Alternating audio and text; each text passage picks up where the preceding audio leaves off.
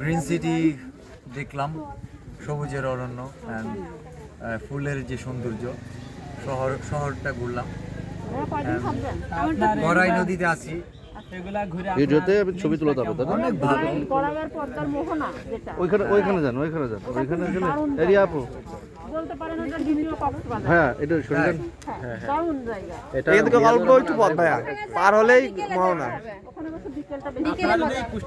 কুষ্টিয়া ভাই আসছে, ঠিক আছে, আপনাদের নিয়ে কুষ্টিয়া নিয়ে কন্টেন্ট কিছু দেখছেন? আমি লিখছিলাম তো, একবার বললাম তো, আরেকবার শোনাবো। নিয়ে যান, ঠিক আছে, আপনাদের কন্টেন্ট তখনই করেন, আরেকবার শোনাবো। শোনান ভাইয়া, শোনান ভাইয়া। আপনি বলেন ভিডিওতে ভিউ হয় না, কে বলছে? কুষ্টিয়াতে আসছে তো বেরানোর জন্য আসছে, আপনারা নিয়ে গেলে অবশ্যই নিয়ে যাবেন, সমস্যা নাই। রাজি আপু এখানে দাঁড়ায় বলে তো হবে না, নিয়ে যেতে হবে। আমি যদি কুষ্টিয়ার জেলার মানুষ হতাম, তাহলে আমার বিভাগ কি খুলনা, তাই তো? আমাদের জেলায় রবীন্দ্রনাথের স্মৃতি বিজড়িত জায়গা থাকতো, ছিল। হ্যাঁ, কারণ আমাদের জেলায় লালন শাহর মতো কিংবদন্তি মানুষ ছিল। তো এতগুলো জিনিস আমরা কন্টেন্টের মাধ্যমে কিভাবে তুলে ধরতে পারি, সেটা আমি চেষ্টা করতাম। আপনারা করছেন কিনা জানি না।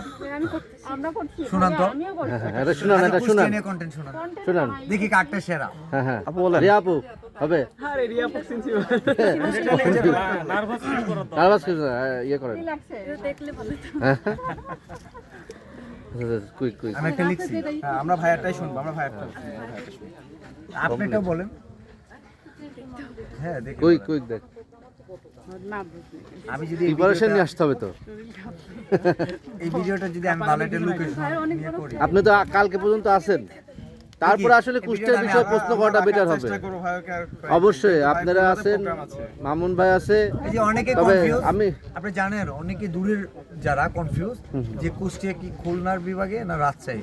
আচ্ছা কারণ এটা মাঝামাঝি একটা জায়গায় তো, কন্টেন্টের মধ্যে অনেক কিছু তুলে ধরা যায়। আমি কন্টেন্ট শোনাবো অবশ্যই অবশ্যই ভাইয়া। কুষ্টিয়াকে বিভাগ করার জন্য আন্দোলন করবো ভাবতেছি। কুষ্টিয়াকে বিভাগ করবো, বুঝছেন ভাই, কুষ্টিয়াকে বিভাগ করার জন্য আন্দোলন করতেছি। খুলনা বিভাগের মানুষ আমরা, জেলার নামটি কুষ্টিয়া। শুরুতে জানাতে চাই জেলাটির নামকরণ কি নিয়ে। প্রচুর উৎপাদন হতো পাট, আঞ্চলিক ভাষায় যাকে বলতো কুষ্টি, সেইখান থেকেই কুষ্টিয়া নামের হয়েছিল সৃষ্টি। 984টি গ্রাম, 66টি ইউনিয়ন, আরও আছে 60টি থানা। লালন শাহের মতো কিংবদন্তি সম্পর্কে সবার আছে জানা। বুক চিরে বয়ে গেছে কালীগঙ্গা আর গড়াই, রবীন্দ্রনাথের স্মৃতি বিজড়িত কুষ্টিয়া নিয়ে করতে পারি বড়াই। সুন্দর হয় না? মাশাআল্লাহ, মাশাআল্লাহ, সুন্দর সুন্দর। আমি যদি 10টা কন্টেন্ট লিখি, 10টাই মানুষ দেখবে। এটা হিট করবে, এটা হিট করবে। এটা কেন দেখবে না ভাই? অবশ্যই দেখেন এর কতগুলো ইনফরমেশন আসছে। অবশ্যই টোটাল কুষ্টিয়া মনে করেন একটা এভারেজ প্যাকেজ হয়ে। তাহলে আমি আর কুষ্টিয়া সম্পর্কে কি কি জানি দেখেন। কুষ্টিয়ার নদী আছে, কুষ্টিয়ায় পদ্মা, গড়াই, কালীগঙ্গা, তাই তো? জি জি ভাই, কুষ্টিয়ায় দেশবরেণ্য মানুষ আছে। জি ভাই। কুষ্টিয়ায় আছে লালন শাহ, কুষ্টিয়ায় আছে রবীন্দ্রনাথের কুঠিবাড়ি, স্মৃতি বিজড়িত জায়গা। কুষ্টিয়া আছে হার্ডিং ব্রিজ, তাই তো? হ্যাঁ, মীর মুশাররফ হোসেন, কাঙাল হরিণা, কুষ্টিয়ায় আরো দেখার মতো অনেক কিছু আছে। মীর মুশাররফ হোসেনের বাস্তবিকটা, তাই মীর মোশাররফ হোসেন, মীর মুশাররফ হোসেন, মীর মোশাররফ হোসেনের অনেক আছে, বাঘা যতীন থেকে শুরু করে সাহিত্যে খেলা। হ্যাঁ। সাহিত্যে খেলা হচ্ছে গিয়া হচ্ছে বই নিয়ে একটা বই পড়া। হ্যাঁ, বিষাদ সিন্ধু মীর মোশাররফ হোসেনের। বেলাল ভাই, আমি কিরকম কয়টা প্রশ্ন করি, সেটা হলো আপনি আগামীকাল গতকাল আসছেন রাতে, হ্যাঁ, তো আসলে কুষ্টিয়াতে থাকবেন কয়দিন?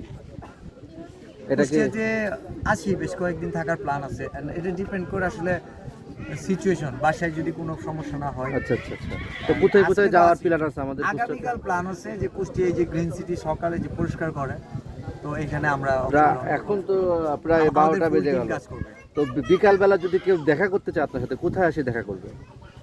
যে অনেকে তো জানে না। বিকেলবেলা হ্যাঁ। আমরা যদি কুষ্টিয়ায় আমরা ওই যে আমি তো একটু ফুটবল খেলি, আচ্ছা। ভাই ব্রাদার সবাই মিলে একটু খেলাধুলা করবো। ফুটবল খেলবেন স্টেডিয়াম, আমাদের স্টেডিয়াম মাঠটা নতুন হয়েছে, খুবই সুন্দর মাঠ। আমি এত ভালো খেলতে পারি না, বাট সবাই মিলে খেলি। কন্টেন্ট ক্রিয়েটরদের সাথে খেলা হোক। হ্যাঁ হ্যাঁ, ভালো হবে ভাইয়া। বিকাল বেলা আপনার প্রোগ্রাম ফুটবল খেলা, হ্যাঁ, বিকেলে আমরা খেলাধুলা করবো। ইনশাআল্লাহ। ঠিক আছে, আমরা অনেক ক্ষুধার্ত, আমরা